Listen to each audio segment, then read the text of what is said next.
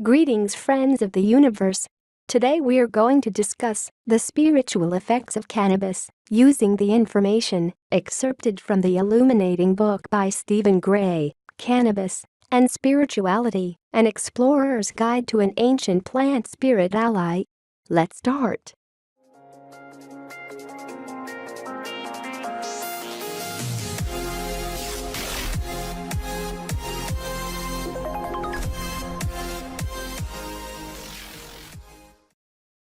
Most people are startled to find out that every major pharmacy in America offered cannabis tinctures as medicine until the 1930s, when cannabis prohibition began in the U.S.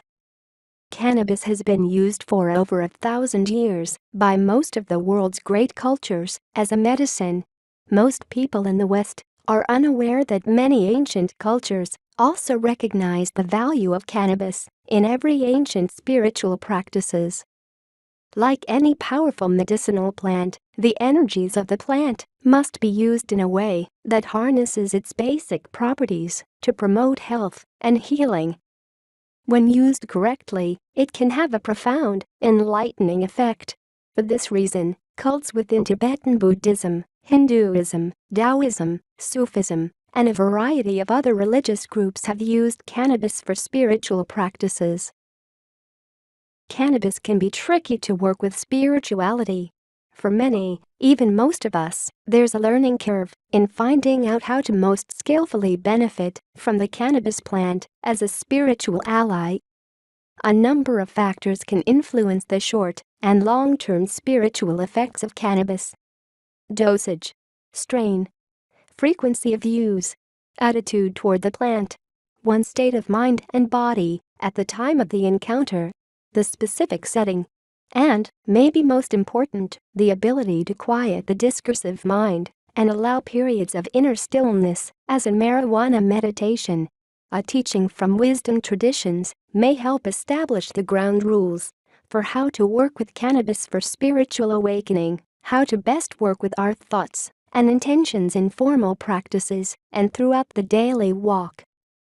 The simple way of expressing this teaching is to say that we create our own reality, but that principle is slippery. Our operating system configurations were almost fully internalized before we were capable of understanding what was being downloaded. Some of it may even have been carried over from previous incarnations. The result is that we tend to be driven by narratives operating below the horizon of our awareness. The great teachings say that bringing those drives, the unconscious material of what Buddhists term samsara, the confused mind of the unresolved, unhealed ego, into the light of day, ultimately allows us to learn how to function skillfully and gracefully as authentic, spiritually awakened beings. Intention and the clarifying, amplifying effect. You may be wondering what that has to do with the spiritual effects of marijuana, the sacred herb, as an ally for awakening. When we use cannabis meditatively, with intention and focus, its ability to clarify and amplify can both shine a light on the illusions we carry and invite us to release into a deeper, more relaxed, open-hearted presence that feels right and real. As with other entheogenic medicines, cannabis is a condensed and heightened mindfulness and awareness meditation. Intention is a key starting point for that realization and working with cannabis spiritually. In effective ceremonial environments, like those of the Native American Church for example, entheogenic medicines can dramatically potentiate the manifestation of an intention. In its own particular way, the effects of cannabis can do that too, when used skillfully. Along with its truth serum, clarifying capability, when you can maintain a degree of non-thought presence, cannabis meditation can assist in bringing about a softening of the armor and a freeing of the heart in compassion. Intentions fueled by love have much greater potential for spiritual awakening and manifestation. Physical effects. Physical energy must be mastered and grounded for spiritual energy to move, because physical energy transforms the spirit. as well as its clarifying and amplifying effects. Cannabis also works directly on the physical organism, although as Joan Bello so clearly describes, it's all part of the same activity of the cannabis plant. The fresh, oxygen-rich blood that flows into the extremities does its work on the mind and on the body. The expansion and release that marijuana can potentiate, when used spiritually and meditatively, are likely a significant component of its increasingly well-known healing abilities. Again, in some essential sense, it's all interwoven. More and more of us are recognizing that physical and spiritual healing, with or without the use of cannabis, are inseparable. The charged equilibrium and the loosening of muscular structure, activated by the effects of cannabis, when we are present with it, is a spiritual awakening process. When the body feels good, as it does when energized and relaxed at the same time, joy and well-being increases. No doubt that's why cannabis is sometimes described as a euphoriant. When mind and body are synchronized, you feel good. Feeling good and connected to your heart is spiritual. It's possible that the cannabis plant's most significant spiritual benefit, just as it is with other entheogens, is not as much the immediate experience of the high as it is what's learned and incorporated, in other words, embodied the daily walk. By becoming familiar with a state of well-being, in the broadest sense, we're training ourselves to recognize it so that we can tune in and be present in the post-marijuana meditation experience. As I've hinted at here and there, and will discuss in more detail in the upcoming section on the spiritual effects of marijuana practices, in general, the more you can let the busy mind dissolve for a while, the more you can directly experience cannabis's body-mind releasing and healing benefits. The less emphasis on the self, the more meditative cannabis use can do its work effectively. This is an ongoing practice, an acquired taste. Except in rare, extreme life circumstances, the realignment and rebalancing process that happens with spiritual cannabis use takes a long time, as we gradually release old patterns and wounds and shift our trust and confidence from the self-protective narratives of the struggling ego to the harmonious flow of awakened heart wisdom. Now let's get into some specifics about the various elements that go toward optimal spiritual use of cannabis for the kinds of spiritual awakening and growth under discussion. Though it might be beyond obvious for some or many, I'll clarify that there is no specific answer to the question of cannabis dosage for meditation spiritual awakening. I suspect most people can figure it out on their own by experimenting with intention, but there are some simple and flexible do-it-yourself tips that may help you find the most effective dosages for the kinds of spiritual effects of cannabis described. As a basic, open-ended starting point, you could say that optimal cannabis doses are determined by how much power you can and want to ride, from the gentlest caress to what you might call shamanic doses, where you work with energies powerful enough to dissolve the ego.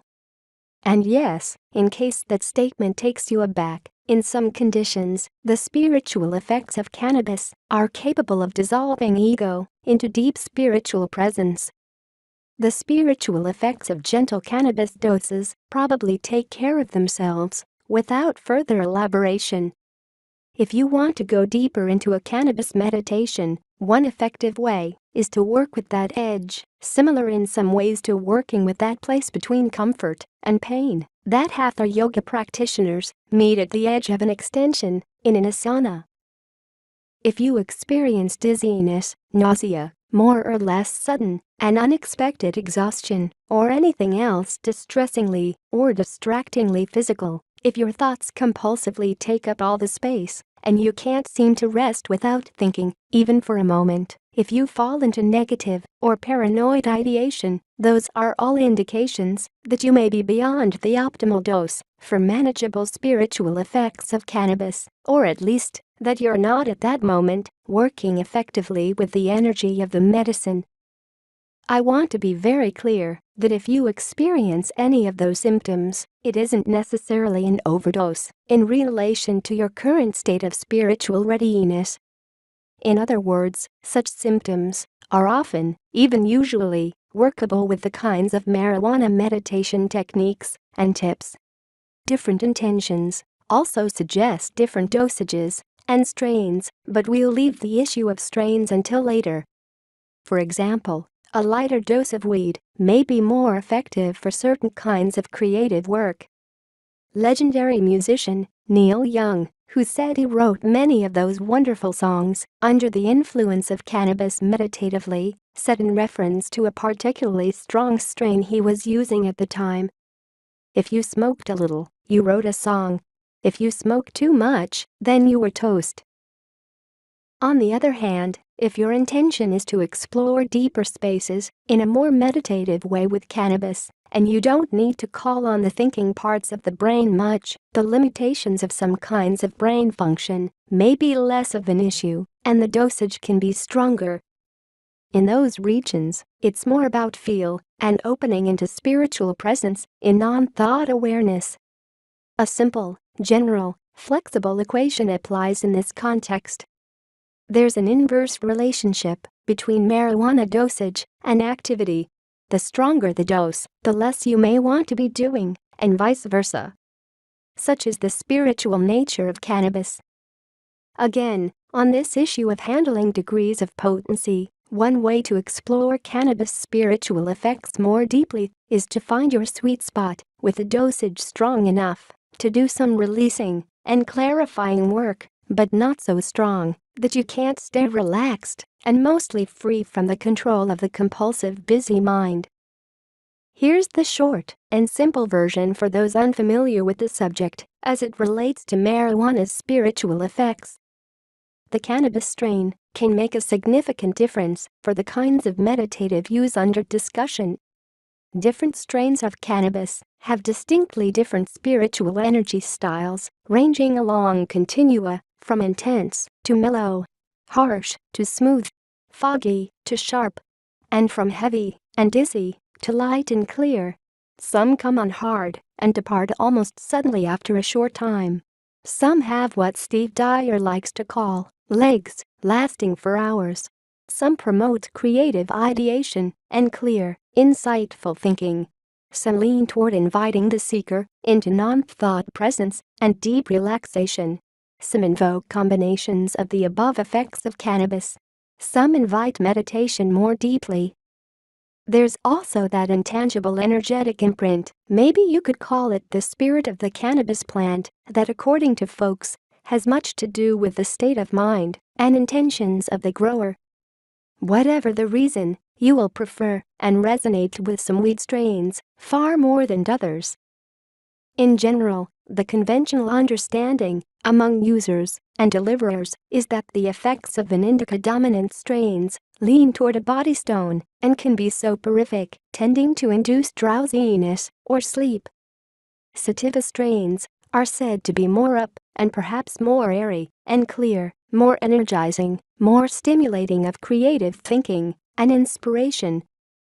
Point in case, pick the cannabis strain most pertinent to your spiritual and meditative needs. A common colloquial distinction or belief is that sativa strains produce a high and indica a stone. Indica-dominant strains are often considered more appropriate for the evening since they can contribute to drowsiness and sleep, while sativa-dominant strains are often thought of as more of a daytime high. Some believe and experience that indica strains are more suited to cannabis meditation because of sativa's tendency to stimulate ideation and indica's tendency to be more of a relaxant. Cannabis can be a surprisingly powerful medicine plant. Though marijuana's spiritual effects are often described as gentle, that power can feel intense, and it appears that most people find it easier to handle the amplified spiritual energy of cannabis by directing it toward an external focus. You might even want to jump out of your skin if you try to sit still for a while in the amplifying embrace of the herb. A simple cannabis meditation practice is to spend some time consciously breathing more deeply. With eyes closed, both feel and imagine the breath coming in and moving through your whole body. You feel or imagine it flowing up into the head, down into the arms, the torso, the legs, and right down to the feet and toes. The inhalation can be felt as a loosening, an expansion, like a balloon or tire inflating.